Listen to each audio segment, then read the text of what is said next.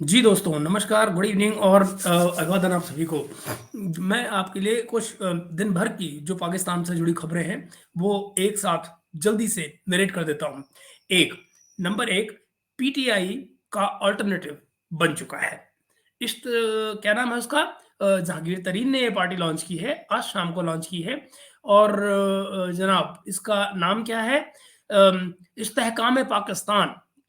एक तो आपको हँसी आएगी कि जितने ये एस्टेब्लिशमेंट की सपोर्ट से बनने वाले पार्टियां जितनी बनती हैं, इनमें कौम, आवाम, पाकिस्तान, मतलब लोगों की बात नहीं होगी, पीपल नहीं होगी, वेलफेयर नहीं होगा, ना कुछ नहीं।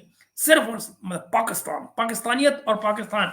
फॉर एग्जांपल मुस्तफा कमाल वाली पार्टी जो एमक्यूएम जब तोड़ी गई थी डाउन साउथ सिंध में, कराची में, तो वो देखिए, सरजमीन पाकिस्तान पार्टी। आई मीन, हमेशा वो बात पाकिस्तान की हो रही होगी। वैसे पाकिस्तानियत की बात जो की जाए तो वो एक अलग ही किस्सा चलता है। खैर, तो अब यहाँ पर इस्तेहकाम पाकिस्तान आ गई है। तो इस्तेहकाम, इतने मुश्किल मुश्किल एक तो नाम रखते हैं, आदमी का गला आधा खराब हो जाए बोलने में। तो इस्तेहकाम पाकिस्तान जो है, अब वो कितना इस्तेहकाम लेकर आएगी वो एक अलग बात है। लेकिन जितनी टूट फूट थी पाकिस्तान तहरीक इंसाफ में, पीटीआई में, इमरान खान की पार्टी में, वो सब की सब एक मुश्त एक साथ धड़ाम यहाँ आ गई है। यानी इस्तेहकाम पाकिस्तान में वो आकर सबके सब बैठ गए हैं। सो मच सो कि आज शाम को जब प्रेस कॉन्फ्रेंस हुई, तो जनाब आप जरा गौर से देखिएगा उसके विजुअल्स। फवाद चौधरी मुंह छिपा रहे हैं न जाने क्यों उस प्रेस कॉन्फ्रेंस में बैठे हुए, लगातार अपना सिर नीचे करके, और वो बेसिकली कैमरे को फेस नहीं कर रहे हैं, गॉड नोज व्हाई। खैर, तो जहांगीर तरीन की ये पार्टी आ गई सामने। देखिए, एक बात आपको माननी पड़ेगी जहांगीर तरीन के बारे में जब मैं आपको बताता हूँ।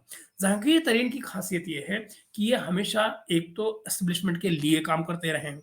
2018 के इलेक्शन में भी इनका हेलीकॉप्टर, जब इनका जहाज चला, उसके बाद ही तमाम तरह के इंडिपेंडेंट जो सारे पाकिस्तान में बिखरे हुए थे, उनको पकड़-पकड़ कर एक तरफ से लाया गया और वो उनको यहाँ बनी गाला पहुँचाया गया, जहाँ इमरान खान वो अपना पीटीआई वाला पट्टा सबके गले में डालते रहे, पालतू बनाते रहे उनको।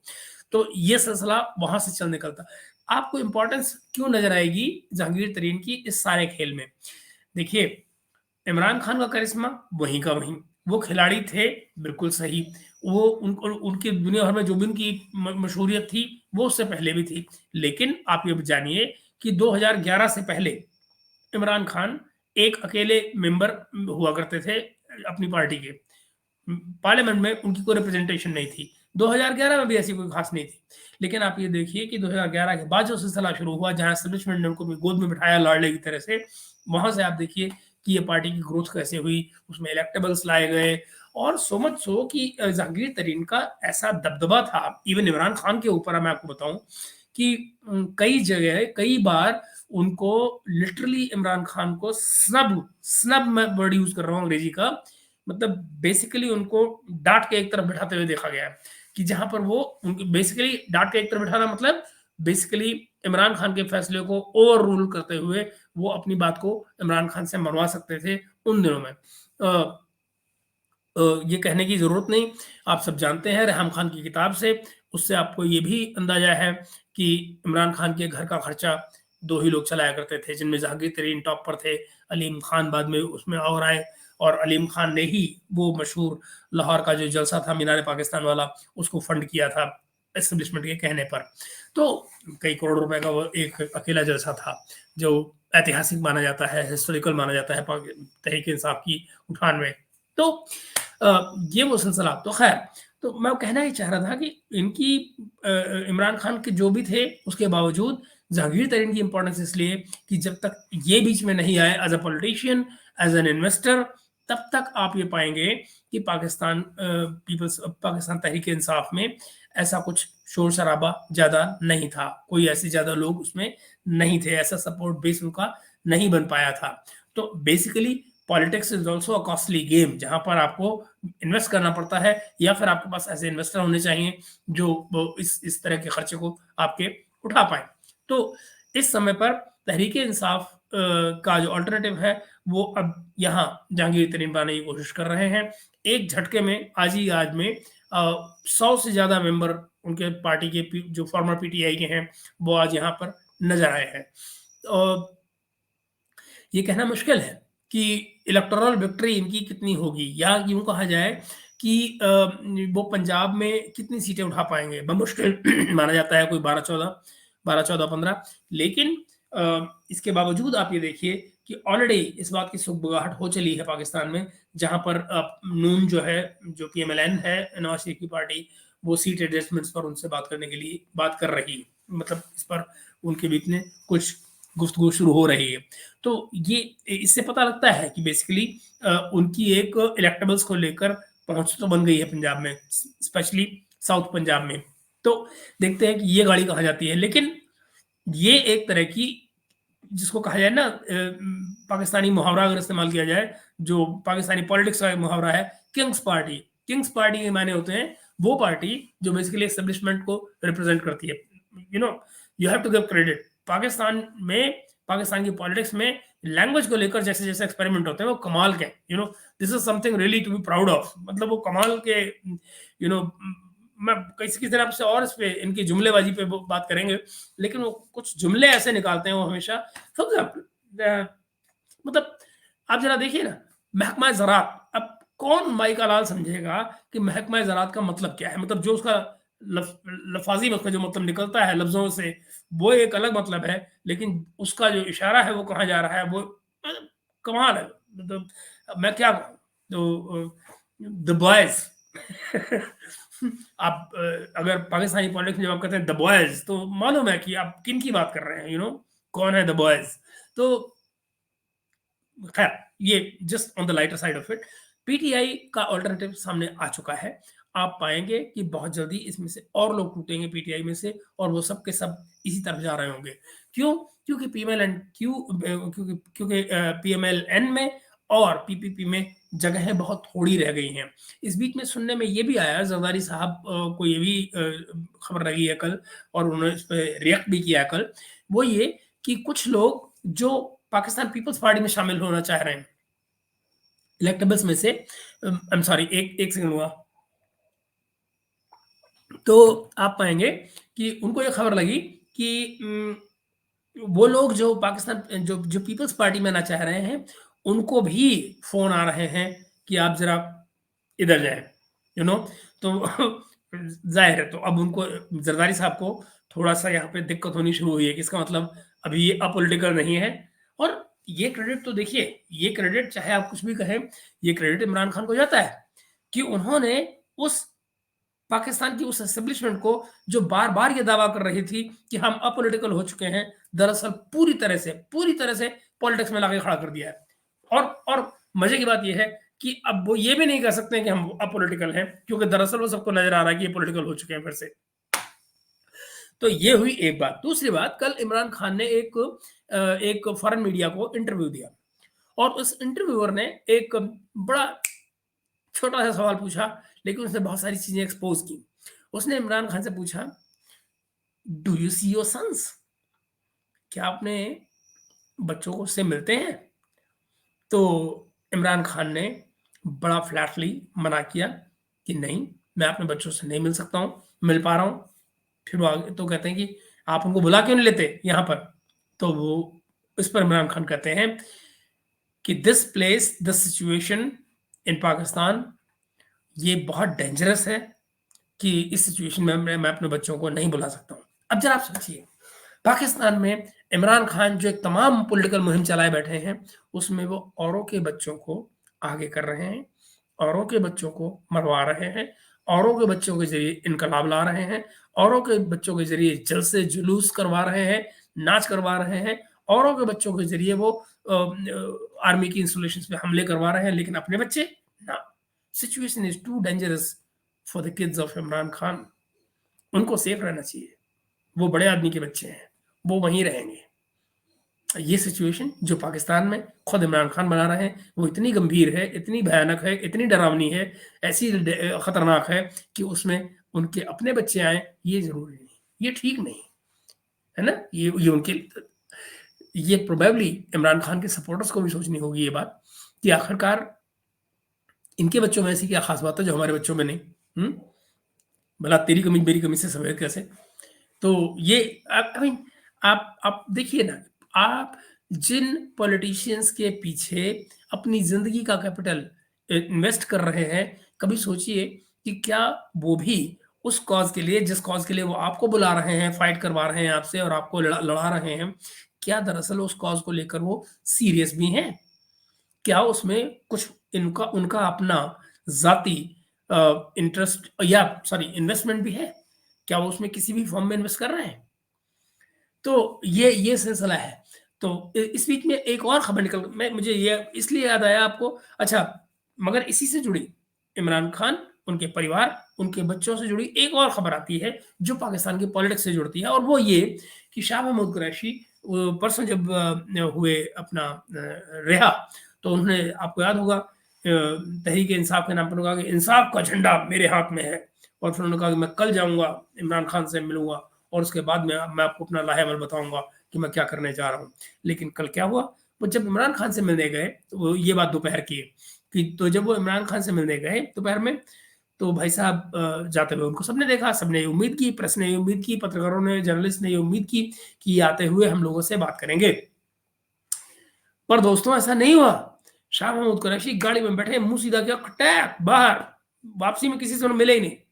तो ज़ाहिर है कि लोगों को हुआ कि भई आखिर अंदर ऐसा क्या हुआ कि शाह महमूद कुरैशी मुँह छुपा के भाग लिए। तो इसमें देखिए क्या होता है, पत्रकार 2 तरह के होते हैं। एक जो नेशनल मीडिया रिपोर्ट कर रहे होते हैं। एक वो भी होते हैं कि जो लीडर जिस भी लीडर को आप कंसर्न लीडर जो जिसके बारे में आप इन्फॉर्मेशन चाह रहे हैं, उस लीडर का जो एरिया है, यानी कि जहाँ से वो इलेक्ट होकर आता है, वहाँ के जो लोकल जर्नलिस्ट हैं, जनरली आप पाएँगे कि उनका उस लीडर से ज़्यादा एक्सेस होता है। उनके पास इन्फॉर्मेशन भी उस लीडर के मुतल्लिक ज़्यादा होती है। तो कुछ ऐसा ही हुआ। आज दिन में रिपोर्ट ये हुआ कि मुल्तान के जहाँ से शाह महमूद कुरैशी आते हैं, मुल्तान से कुछ जर्नलिस्ट ने 2 जर्नलिस्ट ने इनफैक्ट पूरी स्टोरी रिपोर्ट की कि कल उनके और इमरान खान के बीच क्या हुआ। तो बताया ये गया कि दरअसल देखिए, इमरान शाह महमूद कुरैशी को जिस तरह से छोड़ा गया, जिस तरह के रिलीज़ किया गया, वो बड़ा अटपटा था, नॉर्मल नहीं था और उससे ये नज़र आता है कि दरअसल उनको एक न सिर्फ़ एक प्लान के तहत गिरफ्तार किया गया, बल्कि एक प्लान के तहत छोड़ा भी गया और मैंने आपको 2 दिन पहले इसी सब्जेक्ट पे एक वीडियो किया भी था, जहाँ मैंने आपको बताया था कि क्या इनका छोड़ा जाना एक लार्जर प्लान का हिस्सा है। तो बेसिकली इनको अलग किया गया था ताकि वो तमाम चीज़ों जो पाकिस्तान की जो लोकल पीटीआई की जो लोकल पॉलिटिक्स शुरू होने जा रही थी 9 स मई के बाद में, वो उससे दूर हो पाएँ, एक बात। और दूसरी बात ये कि वो फिर नेगोशिएशंस में क्योंकि मैंने आपको बताया था ना ये एस्टेब्लिशमेंट के घोड़े हैं, तो ये नेगोशिएशंस के लिए काम आ पाएँ। व्हाइल जब ये जेल में थे, तो देखिए ना फवाद चौधरी की उनसे मुलाकातें हुई, पीटीआई के और लीडर्स से उनकी मुलाकात जो ब्रेकअवे ग्रुप से उनसे मुलाकातें हुई, तरह-तरह के लोगों से मुलाकातें हुई। माना जाता है कि एस्टेब्लिशमेंट के लोग भी उनसे मिलने आते रहे वहाँ पर। खैर, आगे बात चलती है। प्लान वहाँ पे ये क्या हुआ, जो हुआ कि भई इनको पहले छोड़ा जाएगा आप ये देखिए लौटने बाहर उन्होंने आने के बाद में प्रेस कॉन्फ्रेंस की जेल वहाँ से निकलकर जेल के मगर वो वाली प्रेस कॉन्फ्रेंस नहीं की जो बाकी लोग कर रहे थे। यानी कि मुझे 9 मई से कोई लेना-देना नहीं, इमरान खान से कोई लेना-देना नहीं, मैं तो अच्छा बच्चा हूँ और मैं पॉलिटिक्स से संन्यास ले रहा हूँ या कि मैं पॉलिटिक्स से कुछ टाइम के लिए ब्रेक ले रहा हूँ, ऐसा उन्होंने कुछ नहीं किया। ठीक है, सद उमर की तरह से उन्होंने बल्कि उन्होंने अपने किसी ओहदे से भी इस्तीफ़ा नहीं दिया। उन्होंने सीधे वापस बाहर आए फिर वो इमरान खान से मिलने की बात की। इमरान खान से वो जब मिलने गए, तो बताया जा रहा है, इन पत्रकारों ने बताया, आज दिन ने इन्फॉर्म किया, रिपोर्ट किया कि अ, उनको समझाया गया कि भई आप खुलकर पब्लिकली माफ़ी माँगे, जो कुछ हुआ 9 मार्च के लिए। ये भी माने कि मेरी गलती थी, मैंने समझने में भूल की, मेरा ये इरादा नहीं था और ये गैर गैर इरादतन हुआ है जो कुछ हुआ है और उस माफ़ी के बदले में ये होगा कि आपको बाहर निकलने का मौका दे दिया जाएगा। शाह मोहम्मद कुरैशी उनको ये समझाने गए थे कि भाई साहब आप ये सब करें, जो एस्टेब्लिशमेंट आपसे उम्मीद कर रही है और उसके बाद में निकल लें यहाँ से लंदन की तरफ, अपने बच्चों के पास जाकर वहाँ पे हाइकिंग करिए जो आप मिस कर रहे थे, वो हाइकिंग कीजिए और अपने बच्चों के साथ और तब तक वहाँ आराम से बैठे रहिए, जब तक यहाँ पर सिचुएशन ऐसी नहीं हो जाती पॉलिटिकल कि आप वापस आ पाएँ। बहुत पॉसिबल है कि जो सरकार आगे आए नए इलेक्शन के बाद में, तो वो फिर से कुछ गलतियाँ करे और पॉलिटिकली सिचुएशन ऐसी वोलेटाइल हो कि एस्टेब्लिशमेंट में आपकी ज़रूरत फिर से आ जाए और आप वहाँ से वापस आ पाएँ। वेट फॉर दैट टाइम तब तक के लिए आप बाहर निकल जाएँ और माना ही गया ऐसे में इमरान खान उनके बीच में तलख़ कलामी हुई। तलख़ कलामी मतलब एक्सचेंज ऑफ हार्श वर्ड्स, गर्मा गर्म बहस हुई उनके बीच, और उस गर्मा गर्म बहस के साथ में बातचीत खत्म हुई। जब बातचीत वो खत्म हुई, उसके बाद में शाह महमूद कुरैशी, ज़ाहिर है उनके पास कहने के लिए कुछ नहीं था, बताने के लिए कुछ नहीं था, वो खुद भी अफसोसज़दा थे। और दूसरी बात, एक बात और देखिए कि जिस उम्मीद से कुरैशी साहब गए थे वहाँ पर, वो ये था कि इमरान खान जाने के लिए हाँ कर लेंगे, इन तमाम बातों के लिए हाँ कर लेंगे, और नतीजन पीटीआई मेरे पास आ जाएगी एज़ अ पार्टी। वो नहीं हुआ। इमरान खान नहीं चाहते दरअसल, चाहे वो ऑलरेडी इनको अपना उत्तराधिकारी घोषित कर चुके हैं शाह महमूद कुरैशी को, लेकिन भई 27 तारीख 27 सॉरी हाँ, 27 साल से बताते हैं ना, 27 साल से जिस आदमी ने वो पार्टी अपनी बनाई है और जहाँ पर लेकर गया है, जिस भी तरह से लेकर गया है, वो आखिर किसी बाहर वाले के हवाले क्यों करे? मुश्किल क्या है? अंदर उसके कोई है नहीं। यू सी, आपको देखना चाहिए अपनी बहनों या पिंकी पिरनी के अलावा वो किसको दे दे पार्टी, क्योंकि पीएमएलएन में बहुत सारे लोग हैं। जो सेकंड लाइन ऑफ डिफेंस उनके पास थी, सेकंड लाइन ऑफ इनहेरिटेंस उनके पास थी, वो बड़ी थी। हमजा, मरियम, शहबाज शरीफ सब मौजूद थे पीएमएलएन में। तो नवाज शरीफ गए तो बाकी लोगों ने टेक ओवर कर लिया, पार्टी चलती रही। The same applies here in PPP, कि जहाँ पर बेनज़ीर गई तो ये भुट्टो साहब गए, बाद में बेनज़ीर ने टेक ओवर किया, उन्होंने टेक ओवर किया, तो बाद में जरदारी आ गए, फिर बिलावल आगे खड़े हुए हैं, एक लाइन लगी हुई है। ये चीज़ पीटीआई में है ही नहीं। नतीजा ये कि अब इमरान खान अपनी बनी बनाई जो ये हंडी है, इसको वो शाह महमूद कुरैशी को क्यों दे? और यू नो और फिर ये क्यों उम्मीद करें इस तरह की कि कल को कोई सिचुएशन अगर बनेगी भी, तो शाह महमूद कुरैशी उनको प्यार से अंदर दोबारा आने देंगे और पार्टी टेक ओवर करने देंगे? कौन देगा? ज़ाहिर है उनके बीच में तलख़ कलामी हुई और वो सब नहीं हुआ जो शाह महमूद कुरैशी चाहते थे। नतीजतन ये कि शाह महमूद कुरैशी नाराज़ हो गए और वो फिर बिना पत्रकारों से बात किए हुए चले गए। तो ये वह बना रहे सिनेरियो। अब देखना ये है कि इस सिचुएशन में शाह महमूद कुरैशी आने वाले दिनों में क्या फैसला करते हैं। क्या वो भी जहांगीर तरीन की तरफ मुड़ जाएँगे, या 2-4 रोज़ का वक़्त लेकर देखेंगे कि इमरान खान दरअसल क्या फैसला करते हैं। तो ये है वो सीन दोस्तों जो मुझे आपको बताना था। ये है वो अपडेट जो पिछले 1 दिन का पूरा निचोड़ है जो मैं आपको दे रहा था। तो इस अपडेट के साथ ही मैं आपसे कहूँगा कि मैं माफ़ी भी चाहूँगा कि मैंने आपसे बजट के बारे में वादा किया था एपिसोड देने का, जो मैं नहीं कर पाया हूँ। कोशिश करता हूँ रात को कर दूँ। मुझे अर्ली मॉर्निंग में निकलना है दिल्ली के लिए, सुबह 3 बजे, तो उससे पहले मैं कोशिश करूँगा कि एक व्लॉग छोटा कर दूँ और आपको भेज दूँ उसके लिए इस जो नई डेवलपमेंट जो है बजट को लेकर, कुछ चीज़ें जो आज आज इकोनॉमिक सर्वे आ गया है पाकिस्तान का, वो भी लॉन्च कर दिया गया है, तो उसको लेकर मैं भी आपको एक नया वीडियो देता हूँ। तो तब तक के लिए दोस्तों विदाई, good night, bye bye for now and see you very very soon. Good night for now.